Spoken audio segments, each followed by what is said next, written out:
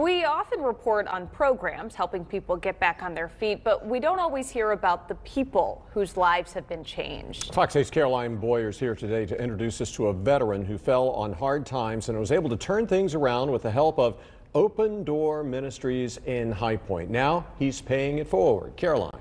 You know, Katie, this is Edward Neely. He's a Greensboro native who served in the Navy before moving back to North Carolina. During that time, he got involved in an argument and spent 4 years in the Guilford County Jail accused of first-degree murder. Eventually, a jury found him not guilty, and Edward found himself with nowhere to go. That's when Open Door Ministries stepped in. If not for the circumstance that I was arrested for, I would never probably have known about Open Door Ministry. I think God puts people in positions for a reason. Edward Neely believes God put him here at Open Door Ministries to help others. I really like seeing people get back on their feet and become a productive member of society again. And when these guys sort of beat the odds sometimes, it gives me a sense of satisfaction. Edward is one of those people who beat the odds. He was dropped off at our doorstep because he had no place to stay.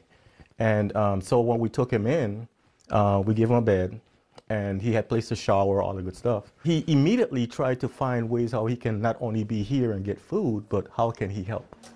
And you know, that's the heart of a person that you don't find, and at least not find often. Have a good one. All right. That heart led him to accept a job with Open Door Ministries, where he works in the kitchen, preparing and serving food for the men who stay here. I'm a work in progress, but the foundation on what Open Doors built on helps me improve my life and my situation, and the people I work with and the volunteers that come through these doors keep me with an upbeat attitude. Edward hopes to pass that positivity on to the people he serves and the young men he mentors. I never look at myself as a role model. You should never give up on people. Some people are down, but they're not out.